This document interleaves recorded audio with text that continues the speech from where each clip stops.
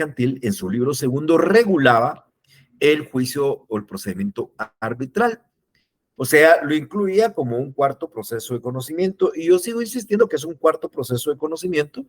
Algunos lo involucran como una alternativa para la solución de controversias.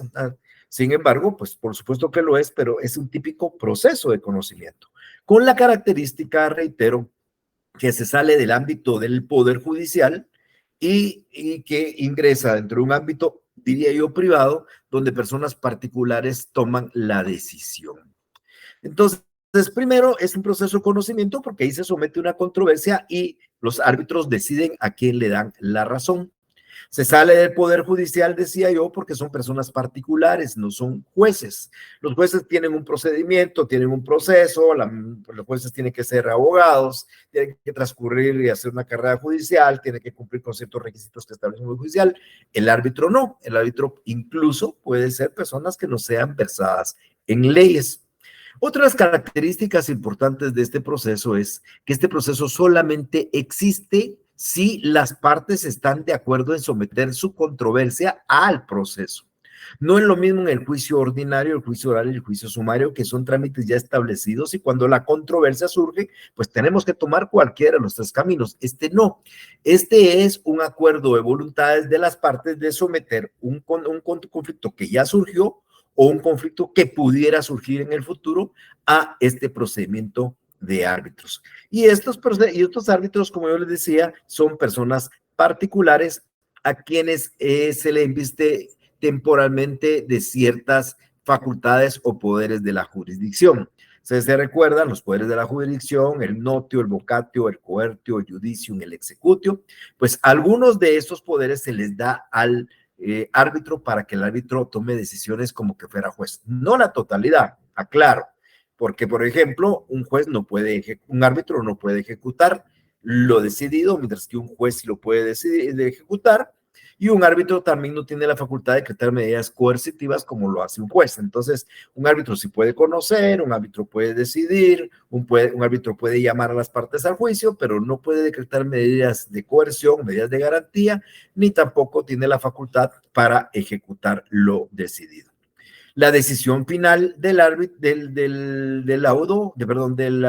se denomina laudo arbitral, que es como equiparar a una sentencia, pero es importante tener presentes que en el arbitraje no se dicta una sentencia, sino lo que se dicta es un laudo arbitral, que tiene los efectos de que pudiera tener una sentencia. Entonces, es bien importante tener esa idea de lo que acabo de explicar para que vayamos entendiendo un poco el arbitraje. Yo solamente es importante también comentarles a ustedes que el Código Procesal Civil regulaba el arbitraje como un cuarto proceso de conocimiento.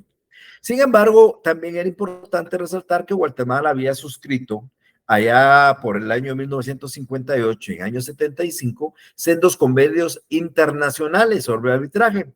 Uno se denomina el Convenio sobre Reconocimiento y Ejecución de Sentencias Arbitrales, firmado en Nueva York en 1958, y una Convención Interamericana de Arbitraje Comercial de Panamá de 1975. Basado en la existencia de estos convenios, entonces quiero comentarles que Naciones Unidas, a través de una entidad de Naciones Unidas que se llama UNCITRAL, pues decide crear una ley de arbitraje tipo para América Latina.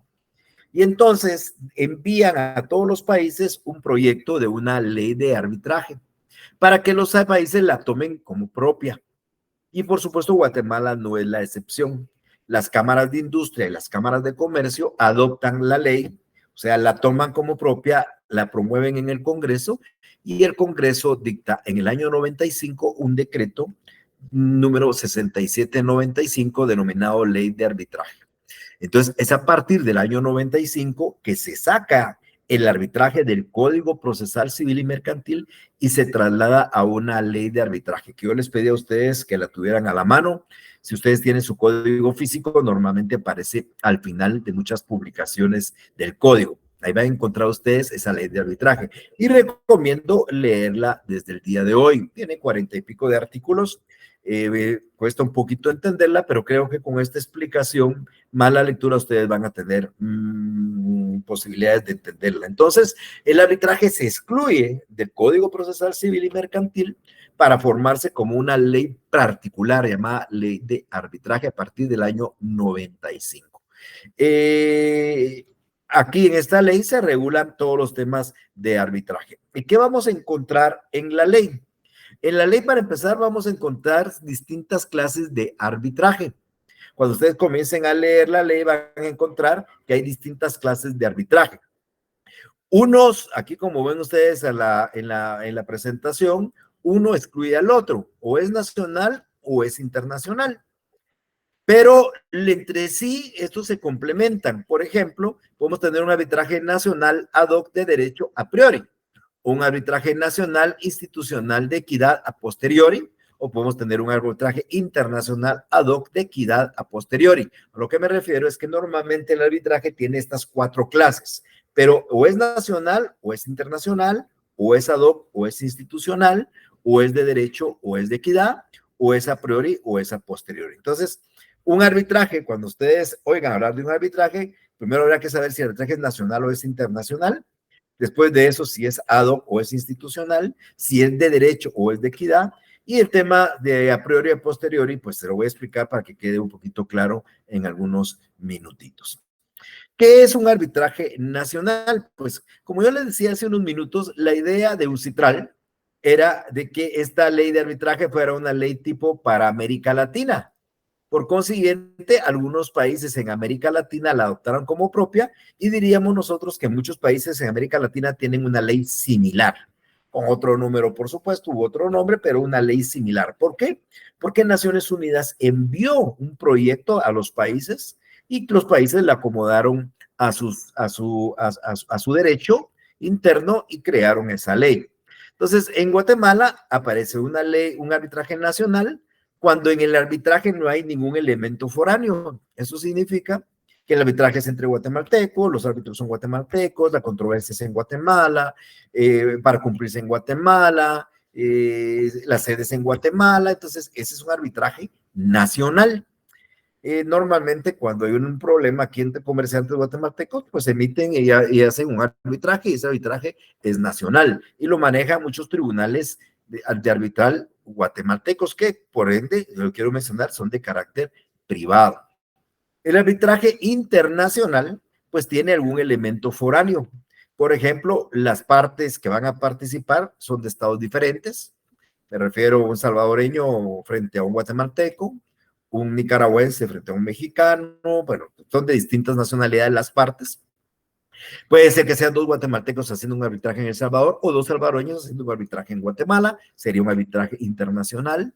Puede ser que el objeto del arbitraje de los 2 salvadoreños acá está en Honduras o su cumplimiento es en Honduras, se convierte en arbitraje internacional, o el asunto tiene relación entre más de un estado, lo cual pues lógicamente también es un arbitraje internacional, por ejemplo, un arbitraje entre un estado, el estado de Guatemala frente al estado de Panamá, por decir algo. Entonces, tenemos un arbitraje nacional donde no hay elementos foráneos y hay un arbitraje internacional donde las partes, el lugar del arbitraje, el objeto del arbitraje, el cumplimiento del arbitraje o la existencia de 2 estados lo convierte en carácter internacional. Recuérdense lo que mencioné hace unos minutos, o el arbitraje es nacional o es internacional.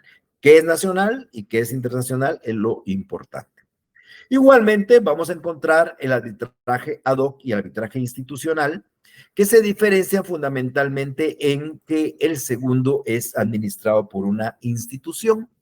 El primero no, el ad hoc es aquel que se promueve por las partes y se constituye por las partes. Es decir, 2 personas deciden someter una controversia al arbitraje y ellos designan a sus árbitros, ellos forman todo, lo desarrollan en algún lugar muy particular y ese arbitraje es un arbitraje ad hoc.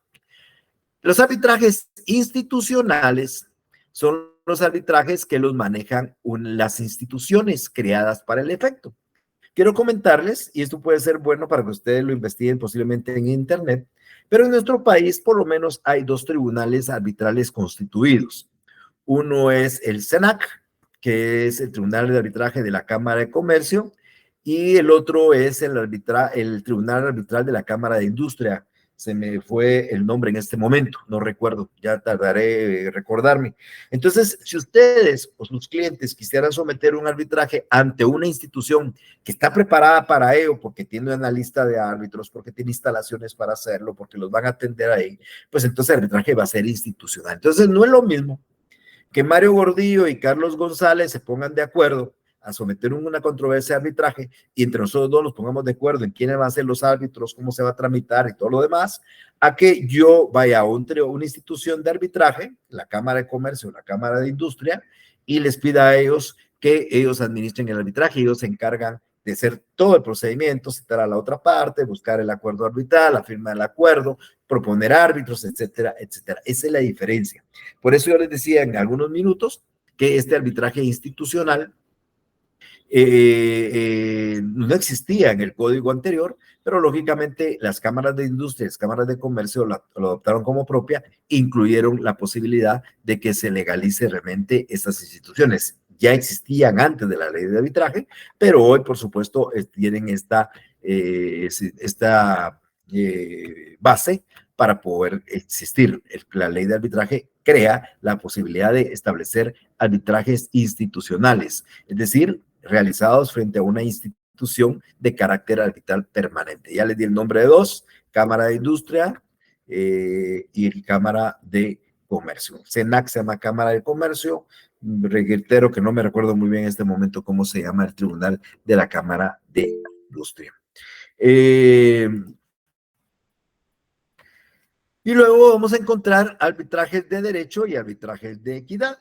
Para entender un poquito esto de derecho y de equidad, yo me voy a ir más o menos a dar un ejemplo de una historia que me sirve para poder ejemplificar esto. Me contaban a mí que la Madre Teresa de Calcuta, que ustedes seguramente conocieron y supieron de ella, entre sus obras, que ella tenía obras en muchas partes del mundo, pues era el de crear hospitales y lugares de albergue y lugares también para dar comida a gente de muy poco recurso económico. Tenía en todos lugares. En Nueva York tenía su congregación y la congregación en Nueva York consiguió un edificio de 3 niveles. Y en esos edificios de 3 niveles crearon un hospital, un comedor y un lugar para pernoctar, para dormir, para descansar. Ya iban a inaugurarlo cuando se ordenó que no se podía abrir el hospital.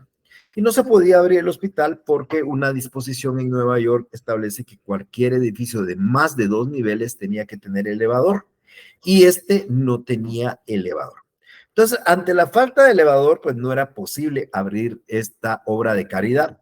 Entonces, aquí la pregunta es, ¿esto es un asunto de equidad, de justicia o de derecho? Si el asunto está basado en ley, pues la municipalidad de Nueva York, el municipio de Nueva York, tiene toda la razón. Hay una norma que dice que no se puede abrir ningún edificio de más de 2 niveles que no tenga elevador y este no lo tenía. No se puede abrir. Eso está basado en ley. Pero si hablamos de equidad o de justicia, pues lógicamente era injusto. Entonces, acá vamos a encontrar un arbitraje de derecho cuando los árbitros tienen que resolver conforme a la ley. En el caso este quedado, si hubieran sido árbitros de derecho, hubieran tenido que decidir porque no se abra el hospital. ¿Por qué razón? Porque no cumple con las normas que establece el municipio.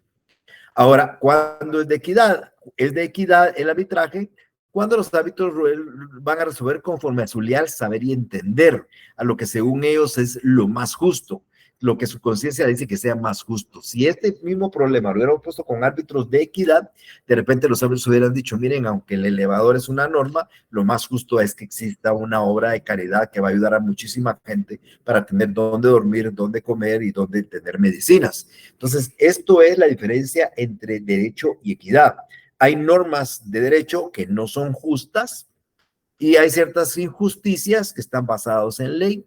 Por consiguiente, esa es la diferencia. Cuando ustedes quieren que el arbitraje se resuelva conforme a derecho, los árbitros tienen que basarse en la ley para decidir la controversia.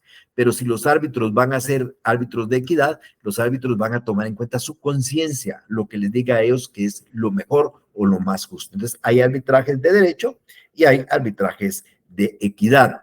Insisto yo, conforme a su leal saber y entender. Y por último, en la clasificación vamos a encontrar arbitrajes a priori y a posteriori.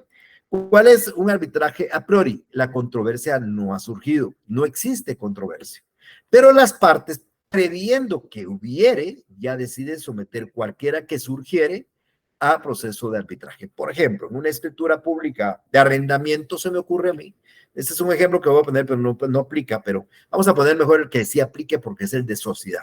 Si ustedes miran un contrato de sociedad, se van a dar cuenta en el contrato de sociedad que dice que dos personas, que en el contrato de sociedad, que hay cláusulas en el contrato de sociedad, que son contratos muy extensos, dice arbitraje. Cualquier controversia que surgiera en virtud de la realización de este contrato se resolverá a través del procedimiento arbitral.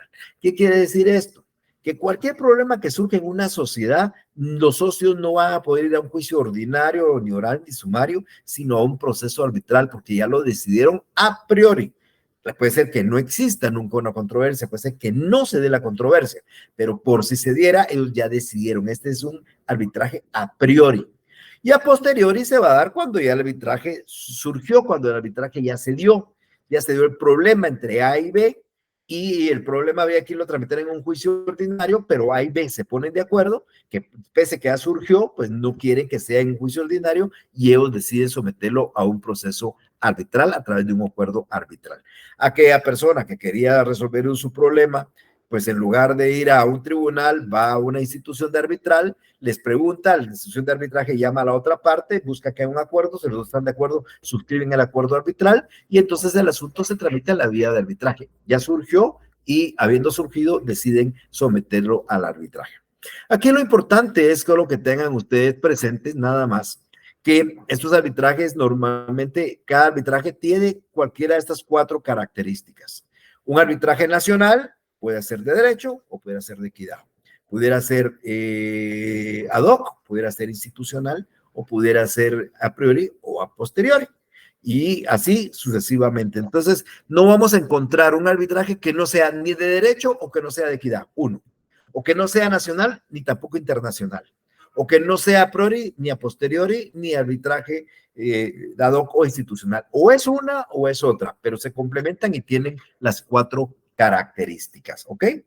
Esto es en cuanto a las clases de arbitraje. Ahora, ¿qué es motivo del arbitraje? Aquí la pregunta es, ¿qué se puede someter a un arbitraje? Aquí hay una cuestión muy particular. De verdad, yo creo que esto va a ser motivo de discusión. Yo voy a emitir mi criterio. Ya ustedes harán el suyo cuando ya ustedes estén en esa posición. Pero primero dice que se puede someter a arbitraje a aquello que tengamos la libre disposición conforme a derecho. ¿Qué significa libre disposición? Bueno, esto es efecto de libre transacción. Cuando hablan de libre disposición, hay cosas en las que ustedes no pueden negociar porque no tienen libertad. Entonces, por ejemplo, si ustedes se van al contrato de transacción en el Código Civil, ustedes van a encontrar sobre qué no se puede transar. Por ejemplo, dice la ley que no se puede transar sobre el estado civil de las personas. O sea, la calidad de ser guatemalteco o extranjero, la calidad de ser casado o soltero, eso no es motivo de una transacción. Sobre eso no se podría someter un proceso de arbitraje. No se puede someter a arbitraje, dice, asuntos de propiedad o de sucesión hereditaria mientras el causante no haya fallecido. O sea, no podemos someter a discutir un problema de sucesión si el causante no ha fallecido. Ni puede ser sometido a arbitraje temas de alimentos, del derecho de alimentos. El derecho de alimentos no se puede transar, no se puede transigir. O sea, decir, bueno, yo tengo derecho a alimentos, pero voy a transar que ya no puedo tener. No, en cierta forma se convierte en una acción irrenunciable en el tema del derecho de alimentos. Ahora, el monto de los alimentos o los alimentos que se deben pasados se pueden someter a un arbitraje. Y entonces ustedes tienen que ver lo que dice el Código Civil en relación a la transacción y qué asuntos no se pueden someter a transacción, que son los asuntos que no tienen ustedes libre disposición. Todo lo demás sería motivo de someterlo al arbitraje. Tengo un accidente de tránsito, pues lo someto al arbitraje. Tengo cualquier cosa, pues puedo someterlo al arbitraje. Acuerdo de voluntades, ambas partes decididas a que se sometan eso. La ley de arbitraje dice, además, que también no se puede someter al arbitraje todo aquello que por disposición de otra ley se permita un todo aquello en que por disposición de otra ley se permita el procedimiento arbitral, perdón. Acá es lo contrario, lo que iba a decir, a lo que yo iba a una filmina posterior. Entonces, si la ley lo permite, pues también va a ser sometido a arbitrajes. Muchos casos dirán ahí, esto se puede someter a arbitraje. Las leyes dan esa alternativa de someter a arbitraje. Ahora, lo que no puede someterse a arbitraje era lo que yo mencionaba, lo que no se puede transar. Tampoco podemos someter a cuestiones de arbitraje algo que ya fue decidido en un juicio ordinario, por ejemplo, donde hay sentencia firme, porque sería ir a lo contrario.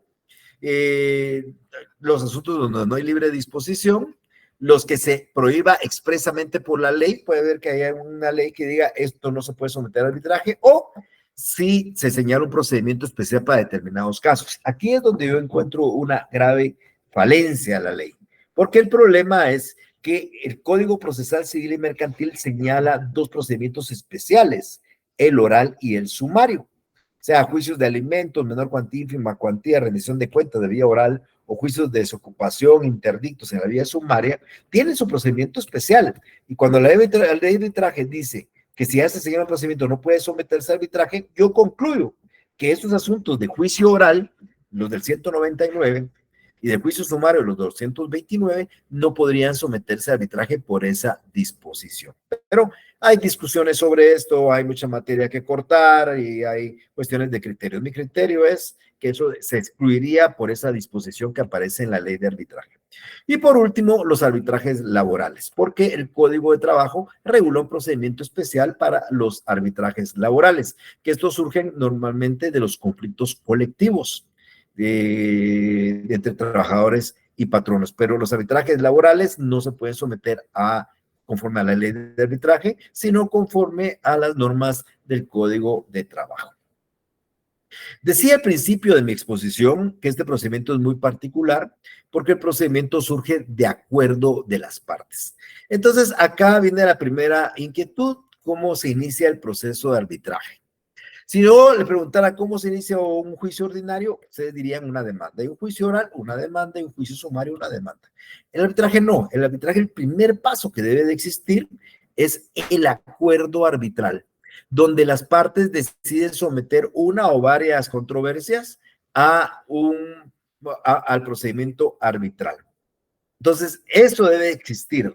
Ningún proceso de arbitraje se puede llevar a cabo si las partes no estaban de acuerdo en someter ese conflicto a arbitraje. Como les digo, algunos en escrituras ya dejan plasmado que cualquier cosa que surgiera en el futuro es arbitraje, este es acuerdo arbitral, y otros cuando ya surgió, pues deciden someterlo a arbitraje y eso también es un acuerdo arbitral. Entonces, el primer elemento fundamental del arbitraje es que exista acuerdo de las partes de someterse al procedimiento arbitral, salirse del poder judicial para trasladarlo a personas particulares. Luego la pregunta es, ¿cuál es la forma de un acuerdo arbitral? ¿Cómo se redacta un acuerdo arbitral? La ley de arbitraje no dice nada. Lo único que dice la ley de arbitraje es que el acuerdo arbitral debe constar por escrito. Entonces, yo ahorita voy a sacar mi papel de acá, voy a hacer un acuerdo arbitral a mano, A y B nos ponemos de acuerdo en que la controversia X se somete a arbitraje y ese va a ser nuestro acuerdo arbitral. O sea, no nos está pidiendo que sea una escritura pública, no nos está pidiendo que sea solamente lo que dice que sea por escrito. Entonces puede ser en una hoja de papel, puede ser a mano, puede ser a máquina, puede ser en una escritura pública, puede ser en un acta notarial. No, ustedes decidirán qué es lo que quieren, pero lo único que la ley exige es que sea por escrito. Importante, aquí hay una excepción en la ley de arbitraje, excepción de incompetencia. O sea, ¿se acuerdan ustedes que ustedes tienen la posibilidad de plantear excepciones previas en un juicio ordinario, en un juicio sumario, en un juicio oral? Si a ustedes les toca el caso de que un asunto lo someten a un juicio ordinario, por ejemplo, y ustedes saben que hay un acuerdo arbitral sobre esa controversia que excluye el juicio ordinario porque hay que ir a arbitraje, entonces ustedes tienen la facultad de plantear la excepción previa de incompetencia. Antes, a esta excepción se le llamaba en el Código Procesal Civil la excepción previa de compromiso. Así se llamaba. Hoy no, hoy se le llama la de incompetencia. Entonces, al igual que ustedes conocen que hay una excepción de incompetencia, esa es la excepción que plantearíamos cuando se somete un proceso que está acordado someter su arbitraje, decidimos someterlo a un proceso de conocimiento ordinario, sumal u oral. Entonces, si nosotros, a sabiendas que hay un acuerdo arbitral que nos obligaba a ir al arbitraje, decidimos ir a tomar esto, tenemos el riesgo de que nos vayan a plantear como defensa una excepción de incompetencia. ¿Ok? ¿Cómo se entera un tribunal de arbitraje? Pues por árbitros, ¿verdad? Por árbitros. Esto es bien, esto cabe en el sentido común. El tribunal es por árbitros. La pregunta aquí es ¿cuántos árbitros hay? Entonces, lo que dice, así como para entrar al proceso de arbitraje es necesario hacer un acuerdo arbitral, pues son las partes las que libremente deciden el número de árbitros. O sea, las partes vamos a decidir que sea un árbitro, que sean 3, que sean 5, que sean 7. La ley no hace un límite, es bien importante porque las partes deciden. Lo que la ley no dice es que es importante que sea en número impar, no lo dice, el Código Procesal sí lo decía.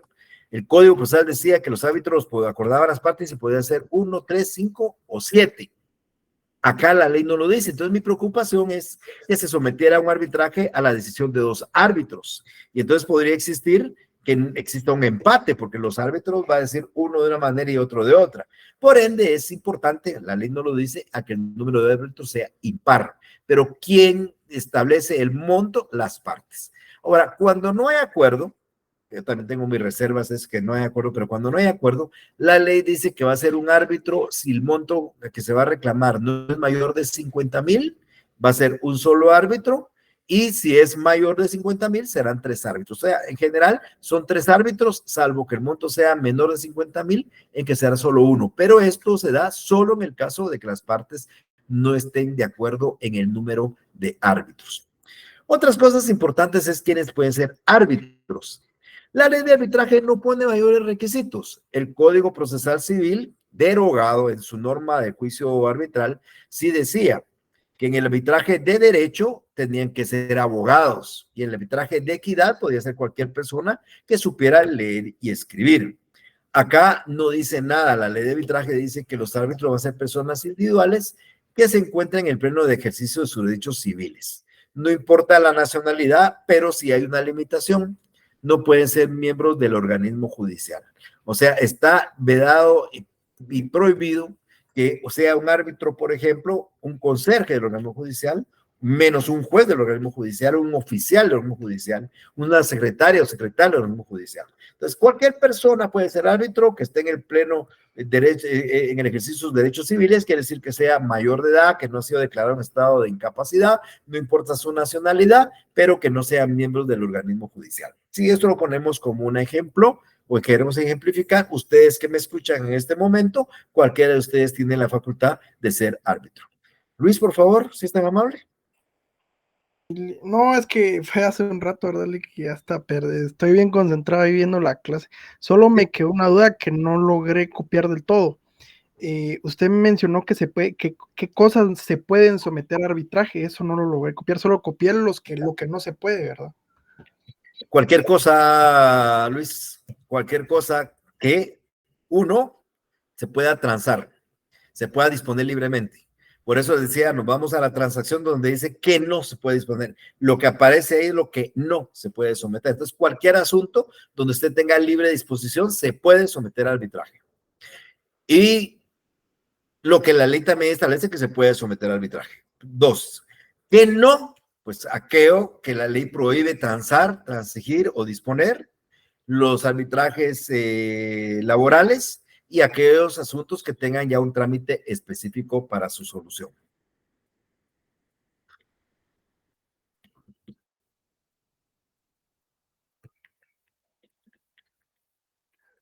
Gracias, licenciado. Bueno, ok.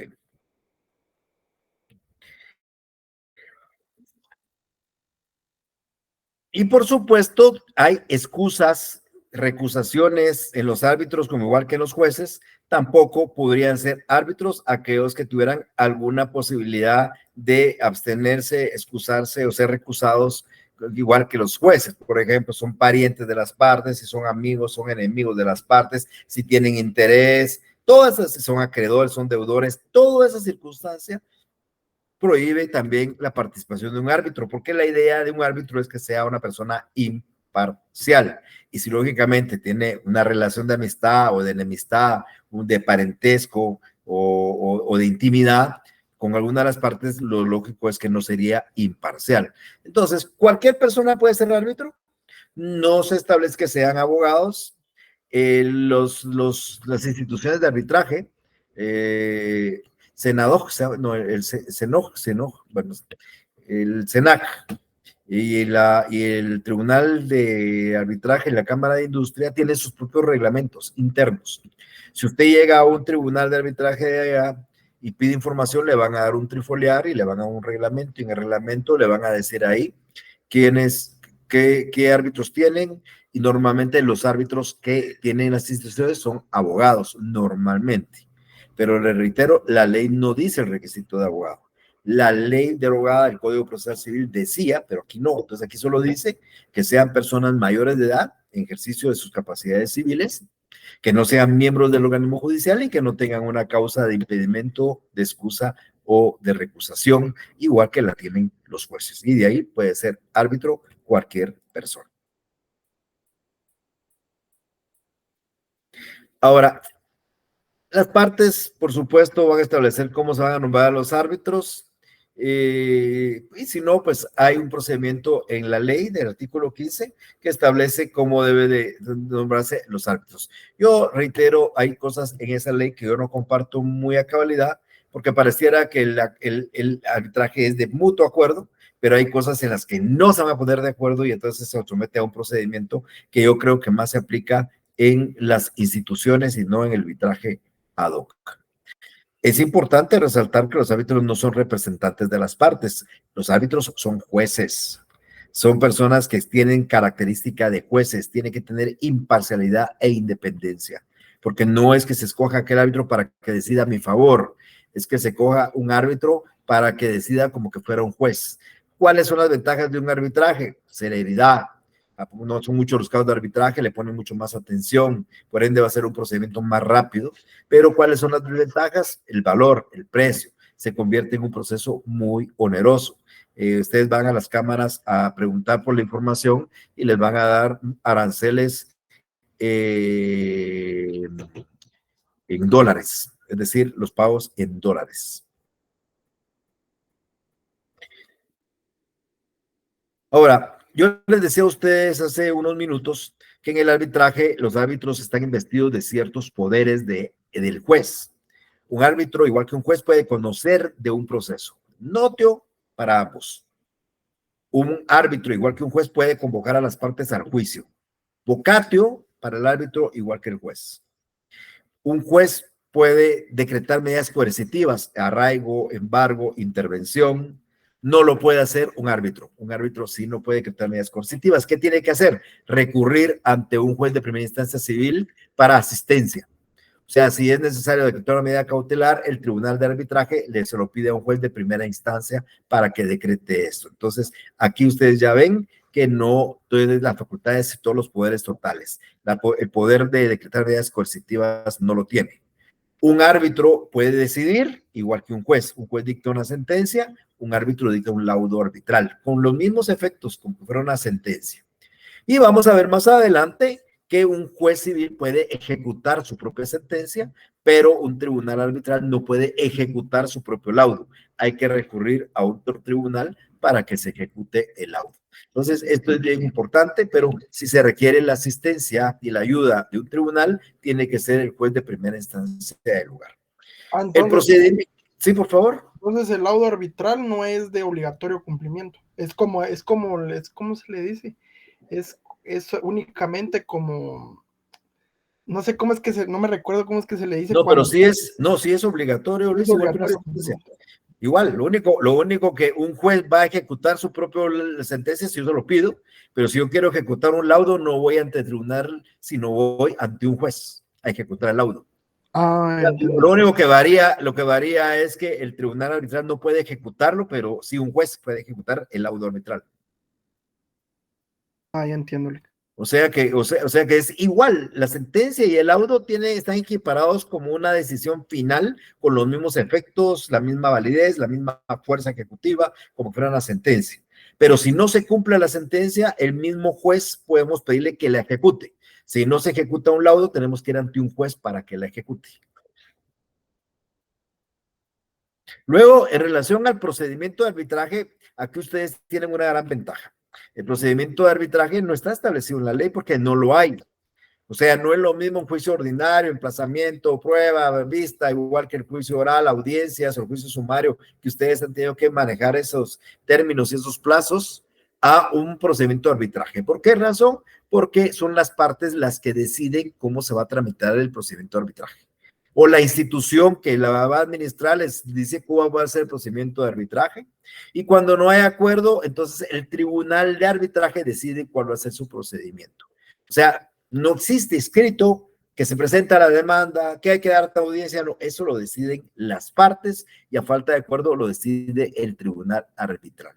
Lo que sí es importante es que dice que cualquiera que sea el procedimiento, hay que cumplir con 3 principios importantes. Audiencia, que debe entenderse como que sea en forma verbal, que sea por audiencias, como fuera un juicio oral, que se desarrolle frente al tribunal de arbitraje. Contradicción, que significa de que cualquier cuestión de fondo que pida una parte, hay que darle el derecho a la otra parte a defenderse, a manifestarse, a expresarse, a contradecirlo. Y igualdad, por supuesto, es que no podemos dictar en un proceso actos que puede hacer una parte y está vedado a la otra. Tendría que tener los mismos derechos y las mismas obligaciones dentro del proceso las partes. Entonces, el proceso lo decide las partes y a falta de decisión va a ser el tribunal el que va a decir cuál va a ser el proceso de arbitraje.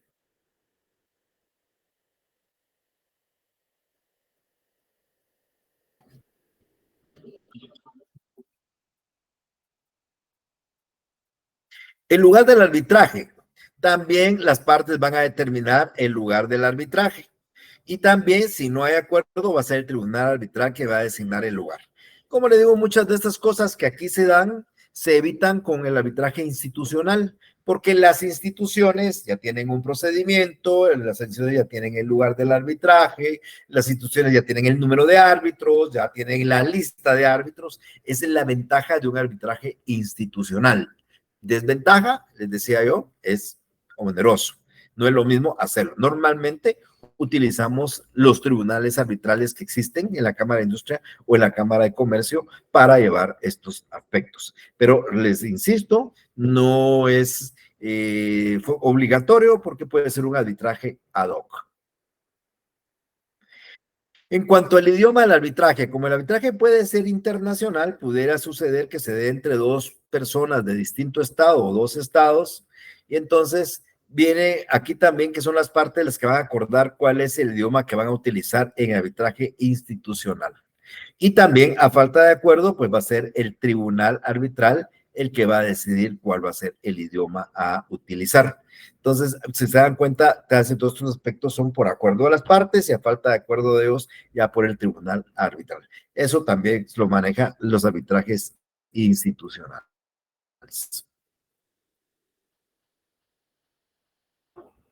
O sea, si partes no acuerdan en un arbitraje internacional, es la institución que llevará el arbitraje la que decide el idioma.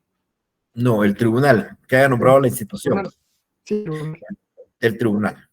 O sea que recuérdense que en un arbitraje está el tribunal y las partes. La institución que maneja, administra el arbitraje, lo que proporciona es el lugar, el equipo, las secretarias, las instalaciones, los documentos que hay que suscribir para hacer el arbitraje. Ellos ponen la lista de árbitros, las partes acuerdan los árbitros, todo eso lo hace la institución. Pero la institución no tiene nada que ver en el procedimiento ya instaurado, ya formado el tribunal arbitral, ellos van a señalar sus audiencias, lo van a desarrollar en la institución, pero la institución solo está administrando, no son parte dentro ya del proceso propiamente de arbitraje. Luego también que nos van a aplicar un arbitraje internacional, las salvadoreñas o las guatemaltecas, las costarricenses o las hondureñas, pues son las partes las que la van a elegir Y si las partes no lo hacen, pues igual vamos a encontrar el tribunal arbitral que puede determinar qué derecho va a aplicar en cada caso concreto. Luego nos vamos ya al acto de decisión final. Como les digo, el procedimiento no se los puedo dar porque eso lo decide las partes o lo decide el tribunal, pero lo que sí es cierto es que este proceso va a terminar normalmente a través de un laudo arbitral. No quiero decir sentencia, es lo mismo, pero técnicamente se denomina laudo arbitral, porque la sentencia las dictan jueces y los árbitros no dictan sentencias, ellos dictan laudos arbitrales. Importante, por escrito y firmado por los árbitros. Motivado, tiene que explicar las razones por las cuales se decide de una forma u otra. En las famosas partes considerativas, cuando los jueces hacen ver las razones y justifican los motivos de su decisión, los árbitros tienen que hacer lo mismo. Pues hay que poner el lugar y la fecha que se ha dictado y el lugar del arbitraje, y debe notificarse a las partes mediante una copia firmada por los árbitros. Es lo único que dice la ley. Por supuesto que ya un tribunal arbitral agarrará la forma cumpliendo por lo menos estos requisitos y todos los demás para emitir su laudo arbitral. Quiero decirles que en la práctica, pues los árbitros utilizan mucho la forma de una sentencia para dictar un laudo arbitral que cumple con los requisitos que aparecen en este momento en la presentación. Este arbitraje termina normalmente con ese laudo arbitral. Por favor, tengan presente, no se llama sentencia, es la forma normal, pero al igual que un proceso ordinario, sumario u oral, pues tiene formas anormales de terminar el arbitraje. Por lo menos, por ejemplo, puede darse por terminado de forma normal el proceso si la parte demandante retira su demanda, salvo que la otra parte se oponga a ello. O sea, puede ser que se retire, eso es algo como el desistimiento, pero es retirarlo. Luego, las partes se pueden poner de acuerdo en dar por terminado el arbitraje sin que hayan llegado a un laudo arbitral, un convenio, un acuerdo, lo que haya sido, darlo por terminado. Y también puede ser factible que el mismo tribunal arbitral pues establezca conforme a las partes que es innecesario e imposible llevar a eso y que la terminación del proceso es más en beneficio de las partes que en perjuicio. No sé, no puedo determinar un ejemplo en este momento, pero el tribunal arbitral de arbitraje podría determinar que es mejor darlo por terminado, que trae menos perjuicios para las partes o es de beneficio para las partes y lo puede dar por terminado. Termina normalmente cuando no llega al laudo arbitral. Insisto, porque se retire la demanda, una especie de desistimiento, porque las partes así lo decidan o porque el tribunal estima que ya no es necesario continuar con el arbitraje. Si el tribunal decide que ya no es necesario continuar con el proceso, eso no se considera laudo. No se considera. Solo lo deja medias el proceso. Exactamente, será una resolución que nosotros deberíamos de conocer como un auto. Como un auto, una decisión, una resolución motivada de las razones por las cuales, pero no, el laudo es el que decide la controversia a favor de uno o de otro, no el que decide terminar el arbitraje sin decidir a favor de nadie, solo darlo por terminado, porque eso es lo que sucedería, el tribunal lo daría por terminado, no estaría condenando o absolviendo a nadie. Y también importante, si hay una terminación anormal, de los ejemplos que hemos dado, eso ya impide a la parte actora o demandante a poder promover un proceso futuro sobre lo mismo, porque se establece una especie de renuncia al derecho que se está ejerciendo. Entonces, ya sea porque las partes se pongan de acuerdo, ya sea porque el tribunal estime que no es necesario, ya sea porque la parte demandante retire su demanda, si termina el proceso de forma normal, impide volver a plantear nuevamente la demanda por los mismos hechos y por las mismas circunstancias. Viene siendo una especie como de caducidad, de cierta forma, ¿verdad? O renuncia a esos derechos. Eso aplicaría para todas las formas de terminación anormal del proceso. Así dice la ley, exactamente. Ahora, hablemos de remedios y recursos procesales del arbitraje. Acá sí nos vamos a basar a la ley de arbitraje. Aquí no nos aplicamos el Código Procesal Civil. En ninguna parte de la ley de arbitraje dice que aplicamos por analogía el Código Procesal Civil y Mercantil. O sea, hay cosas que nosotros podemos aplicar no porque la ley exija eso, sino porque la forma de una u otra manera podríamos utilizar. pero no es que nosotros estemos obligados a utilizar por analogía las normas del juicio ordinario en el arbitraje. Aquí no existe eso. Por consiguiente, tampoco los medios de impugnación del proceso civil se aplican acá. Aquí son sus propios medios de impugnación. Por ejemplo, un laudo que tenga un error de cálculo, se puso una cantidad al sumarla y era otra, o hay un error tipográfico, se puso un 2 en lugar de un 3, por ejemplo, estoy pensando en voz alta, entonces se puede pedir la corrección del laudo. Esta figura no existe en el Código Procesal Civil y Mercantil y ha traído muchas consecuencias, porque una sentencia no se puede corregir. Si hubo un error, no se puede corregir. Se podría ampliar, pero el tema de la ampliación normalmente es a petición de parte. Entonces, hay problemas con esa naturaleza. En el laudo no. En el laudo, si hay un error en el laudo tipográfico, de cálculo, entonces se puede corregir a través de la corrección del laudo arbitral. O podemos también pedir nosotros que se haga una interpretación de un punto que no es muy claro. Es lo que nosotros conocimos como la aclaración. Aquí le llaman interpretación.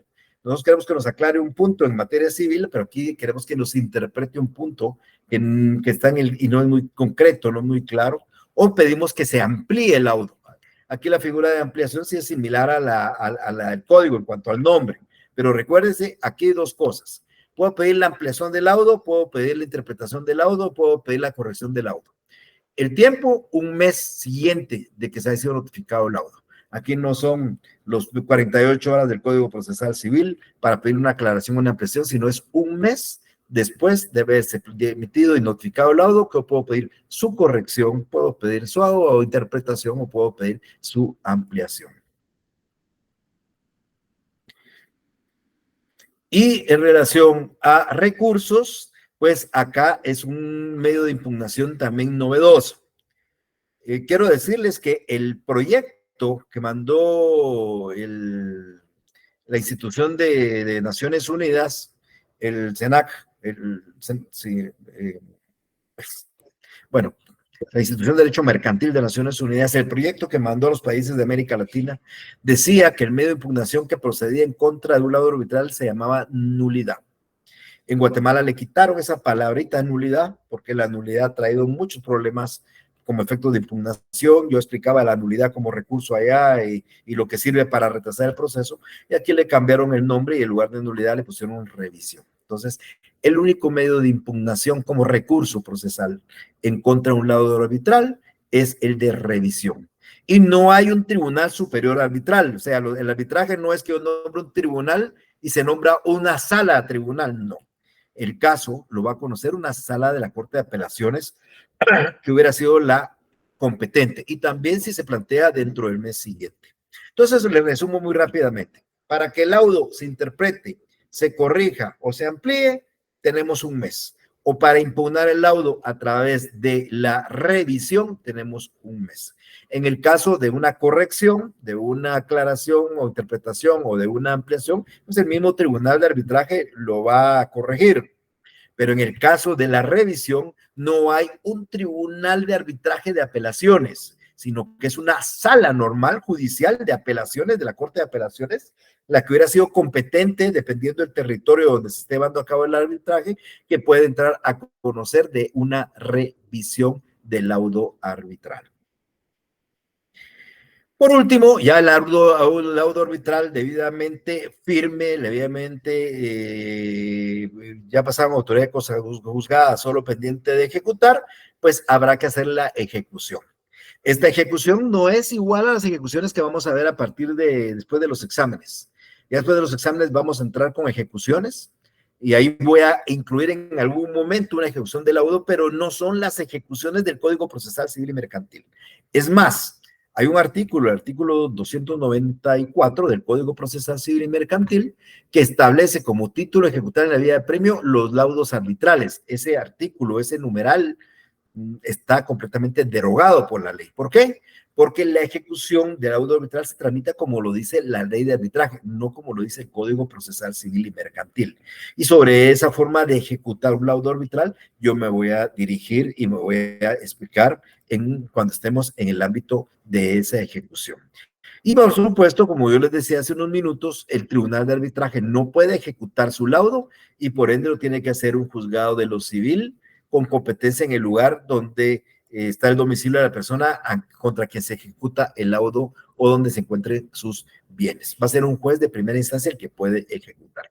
El laudo arbitral no lo ejecuta el tribunal arbitral, sino un juez civil. El recurso de revisión, que es un recurso porque se eleva, lo conoce una sala de apelaciones, por supuesto, en materia civil también, que hubiera sido la competente.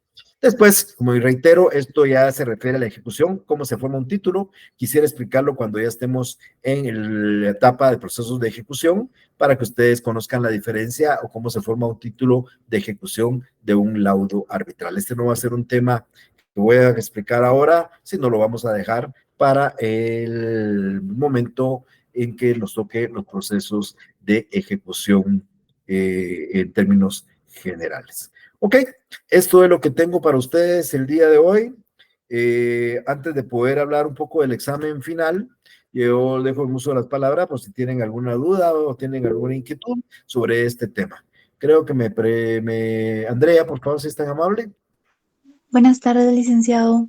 Buenas tardes. Sí, tenía varias dudas. La primera es que no logré cómo comprender uno de los incisos donde decía como cuestiones que no pueden ser llevadas en un proceso de arbitraje, Ok, que decía las materias inseparablemente unidas a otras sobre las partes que para que no las partes tienen... no puedan disponer libremente. Ajá. Ya, ajá. Ok. Mire, pues, Eh, solo le voy a buscar una normativa ahorita. Solo deme un segundito. Deme un segundito mientras entro yo a mi código civil.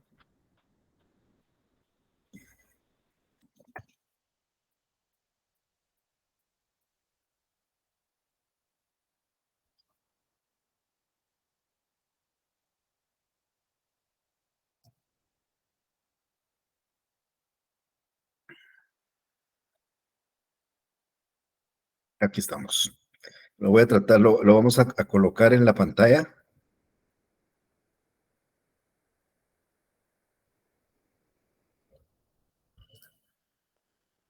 Ok, solo para que tratamos de entender ahí más o menos la cuestión.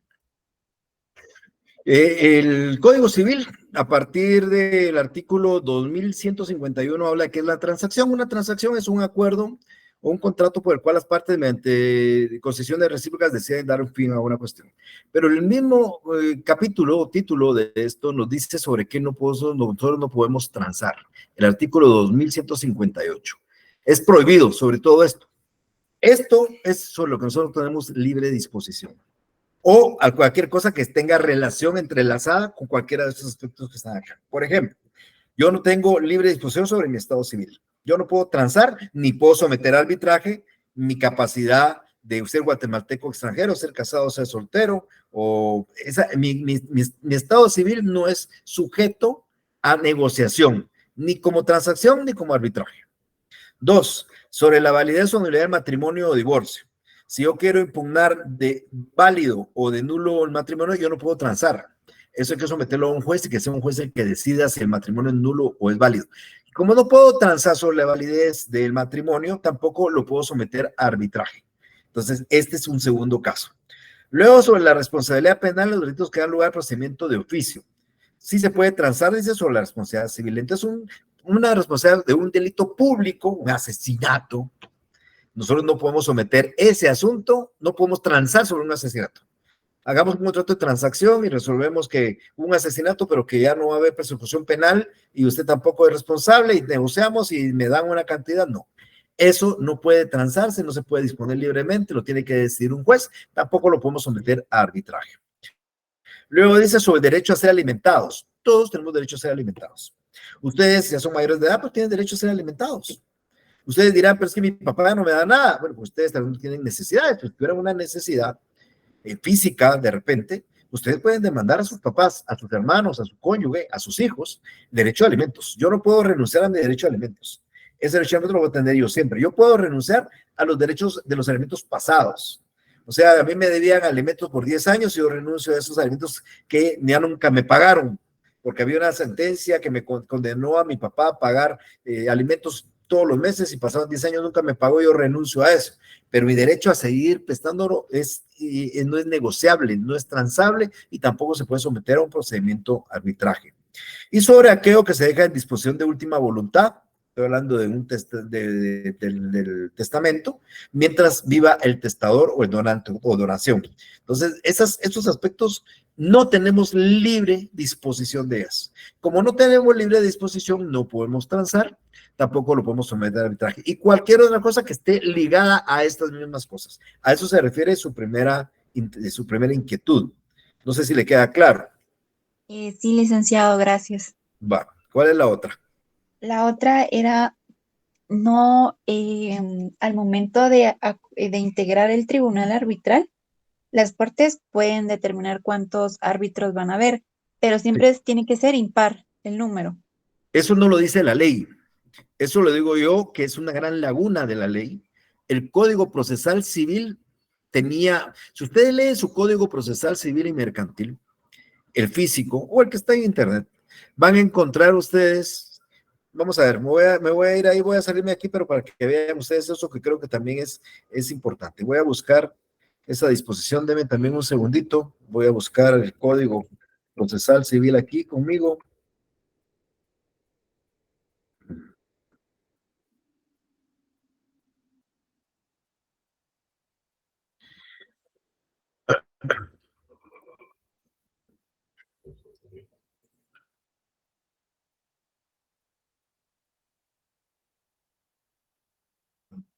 Va. Aquí se lo vamos a presentar en este momento. Denme un segundo.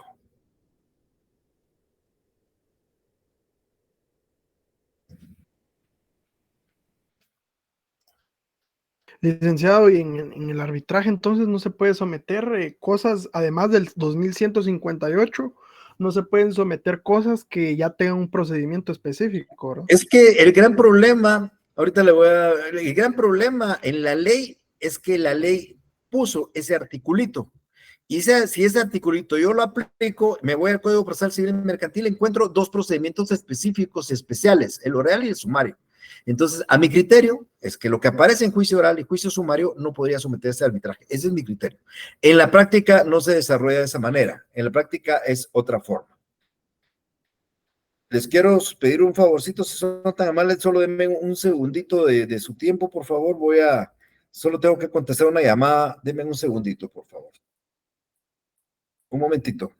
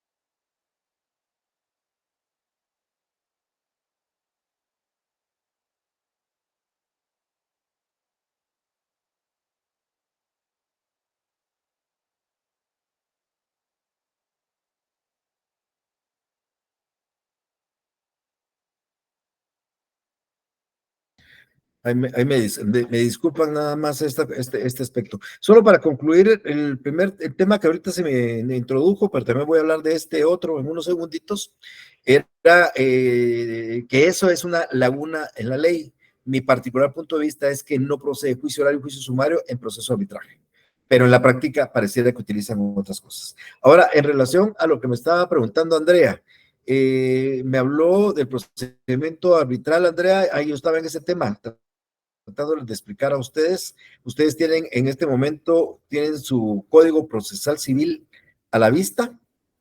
No sé cómo me metí aquí o cómo ya no me pude meter. Pero el Código Procesal Civil, si ustedes se dan cuenta, a partir del artículo 269, se establece cuáles son, qué es el procedimiento de arbitraje, y ustedes ya encuentran, a partir de ese artículo 469, encuentran ya normas derogadas de ese juicio. Aquí vamos a ver. Aquí está. Si ustedes se dan cuenta, el artículo 169 está derogado, el 276, todos están derogados por la ley de arbitraje. Sin embargo, vamos a encontrar dos artículos vigentes. Me van a preguntar a ustedes por qué están vigentes. Mi particular punto de vista es que cuando hicieron la ley de arbitraje y pusieron, se derogan estos artículos, se comieron estos dos. Pero, sin embargo, aquí están todos derogados y está vigente el 279, ese sí está vigente, y está vigente también el artículo 290. Sin embargo, todos los demás están derogados. Entonces, mi particular punto de vista, estos artículos no tienen nada que ver, no funcionan en cierta forma y por alguna circunstancia no se derogaron, pero para mí están de más, aunque sin embargo hablan de que no se emiten tercerías, pero son aspectos que yo creo que a mi criterio pues no son de aplicación. Pero bueno, esos son aspectos que trato yo de explicar nada más desde mi particular punto de vista y mi criterio, pero a lo que voy entonces es que la ley de arbitraje suspendió estos artículos. Y si ustedes siguen viendo en este tema que estoy explicando, otra vez me voy a perder. Me está costando aquí. Vamos a irnos por acá para ver si lo encuentro. Capacidad, número de árbitros. Este artículo 277, Andrea, decía, número de árbitros. Los árbitros pueden ser 1, 3 o 5, era 1, 3 o 5. Siempre en número impar, decía este artículo 277. Hoy, pues ya no dice nada la ley de arbitraje. Pero ¿por qué le digo yo que debiera ser en número impar? Porque si dos árbitros deciden uno a favor de A y otro a favor de B, habría un empate y el sistema de justicia no es de empates. El sistema de justicia me refiero a dos personas que ganan.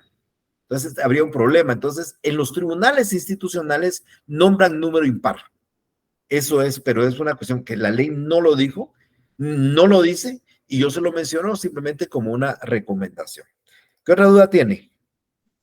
Y lo último era si al momento que se dicta o se emite el laudo, el tribunal tiene que acudir directamente a un tribunal ¿Civil? ajá, para que se ejecute o se acude a él solo cuando no se lleva o no cumplen las partes.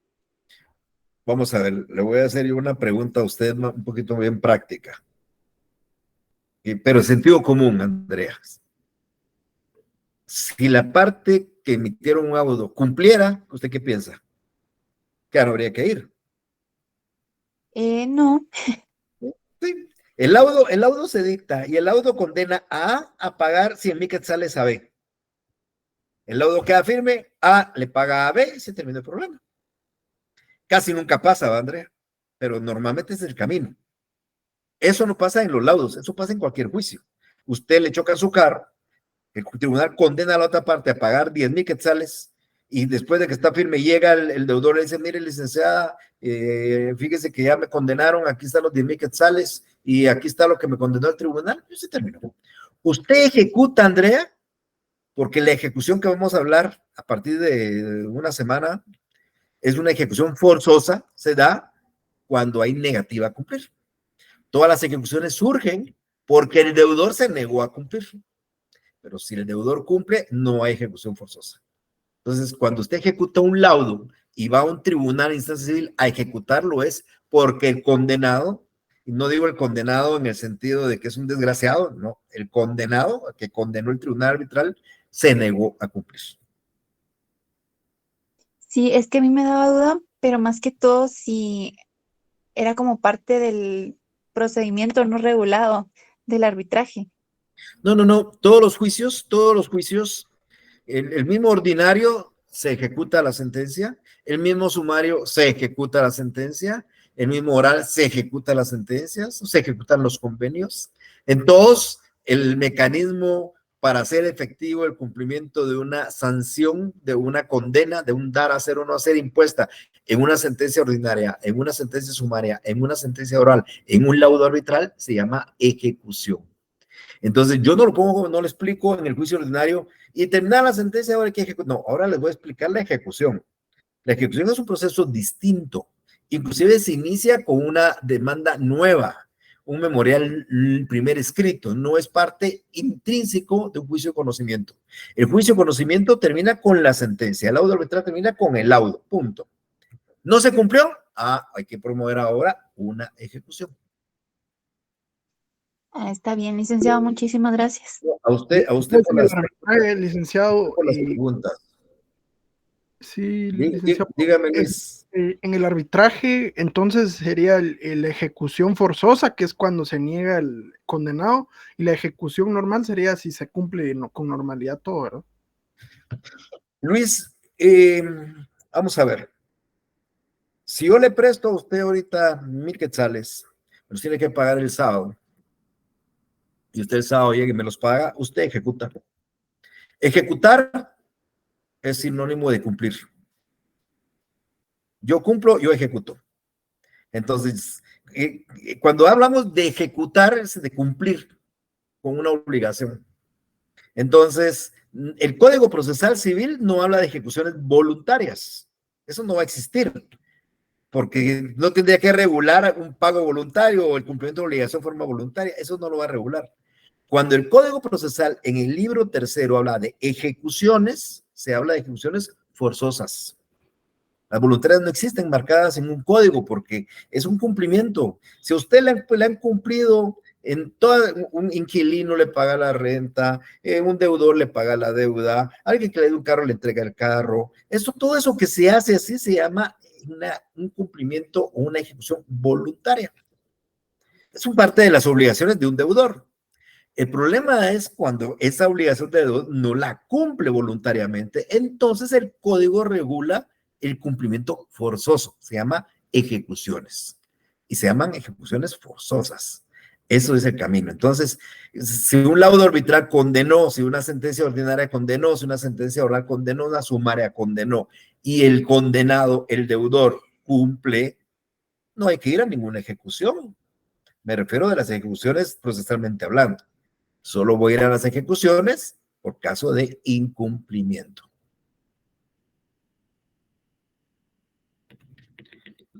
¿Alguien más que tenga alguna duda? Buenas tardes, licenciado. Solo con una consulta. Si el árbitro fuera extranjero, ¿también es considerado un arbitraje internacional? Sí, correcto. Cualquier elemento foráneo, árbitro extranjero, lugar de arbitraje extranjero, objeto de arbitraje extranjero, las partes, una que otra es extranjera, arbitraje internacional. Muy bien, licenciado, gracias. A usted, Abigail. ¿Alguien más? Ok.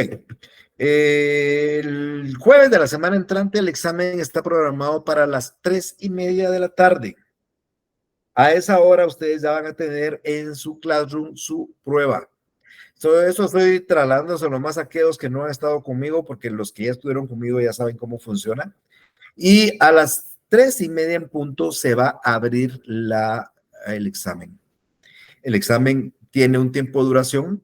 Esas instrucciones yo las voy a estar mandando un día antes, posiblemente, las instrucciones. Ustedes ya saben cómo son las evaluaciones. Lo que sí es importante es que habla de una hora de cierre. En las instrucciones se le va a decir, el examen tiene que entregarse, por ejemplo, antes, por ejemplo, ¿verdad? Poniendo de la hora 4:30. Eso quiere decir, yo en la computadora, a las 4:30 todavía lo puede entregar. Si el reloj ya marca 4:31, la prueba no la van a poder enviar porque ya no se va a recibir. Por consiguiente, ustedes no van a poder enviarle, les va a decir que ya no se admiten respuestas. Esa prueba no me va a llegar a mí nunca, nunca se va a evaluar y ustedes tampoco van a recibir de regreso su nota. Hago esta aclaración porque muchos, con todo el respeto, tratan como que de sorprenderme. Y mire, Eli, yo lo mandé, aquí tengo yo y me aparece la lista de quienes lo mandan y la hora en que lo mandan. Quien no aparece ahí porque no lo envió. Y si no lo envió, yo no tengo por qué tener el examen ni evaluarlo. Me preguntarán ustedes, bueno, ¿y qué pasa? Pues deberían de sacar un 0. No, yo permito solicitud de examen extraordinario, pero esa solicitud primero tiene que estar fundamentada, tiene que pedirla como corresponde, como dice el reglamento. O sea, tienen que pedir directamente en el plazo que la ley y nosotros vamos a hacer la prueba. La prueba extraordinaria conmigo es oral. Eso quiere decir que nos ponemos de acuerdo usted y yo y abrimos una plataforma, ya sea de Meet o del mismo WhatsApp, y hacemos una prueba de 15 minutos con preguntas directas a responder inmediatamente para sacar ustedes su nota del parcial. O sea, el examen extraordinario es oral. Hago esta aclaración para que ustedes sepan. Yo tengo entendido que hay profesores que no dan examen extraordinario porque el mecanismo este es tan viable para hacer la prueba y no hay como justificaciones para decir, pero sin embargo yo entiendo que las hay, pero mi recomendación, amigas y amigos, es hagan su prueba personalmente, respóndanla, envíenla con la anticipación debida, que no van a tener ningún inconveniente. Si están corriendo y cuando ya falta un minuto, ustedes deciden que lo van a enviar y sucede que cuando ya faltan 30 segundos, tienen un problema o un inconveniente y no lo pueden enviar, yo no voy a recibir la prueba y no se va a poder evaluar. Hago estos aspectos que son importantes. Si alguien me pregunta qué va a venir, ya les dije que yo tengo que integrar todo. Conozcan recursos, acuérdense de los principios, recuérdense pruebas anticipadas, recuérdense medidas cautelares, recuérdense los procedimientos, todo lo que hemos hablado, cualquier cosa puede venir. No puedo hacer una pregunta, dígame qué se tramita en juicio oral. Eso ya lo explicamos. Conmigo vienen casos para que usted me dé una respuesta. Y no hay tiempo, seguramente va a querer revisar, meterse a su código, eso no lo puedo yo controlar, ustedes lo podrán hacer, lo único que sé es que hay un tiempo y estamos calculando aproximadamente minuto y medio para las preguntas. Entonces, si ustedes pasan más de ese minuto y medio, no les va a dar tiempo de concluir su examen y van a tener que enviarlo con algunas respuestas todavía en blanco. Mis aclaraciones son estas para no evitar malos entendidos y que en algún momento me digan. Y como les reitero, quisiera que no se van a sorprender. Si ustedes están asignados en mi clase, si aparecen en el acta de resultados, ahí va a aparecer su nota. Y si enviaron su prueba, pues yo inmediatamente termino el examen, yo saco un listado en Excel de todas las notas, las comienzo a ordenar, las ordeno en orden de números de carnet y comienzo a trasladarlas ya al acta oficial de la facultad para que ustedes, también ese día, o el día siguiente ya, aparezca en la cartelera virtual sus resultados. Eso es un poco la ventaja de este sistema a distancia, y no me agrada mucho a mí, pero creo que sí les agrada a ustedes, pero bueno, eso es el camino. Entonces, nosotros van a estar ustedes recibiendo con la anticipación las instrucciones del examen, van a recibir también la prueba con la anticipación, va a estar abierta hasta la hora que diga la instrucción y se va a cerrar a la hora que diga la instrucción. Así que les deseo lo mejor. Cualquier cosa puede ser el motivo de examen. Así que se cuidan, tengan una feliz tarde y nos vemos o nos saludamos el día jueves. Con permiso. Feliz tarde.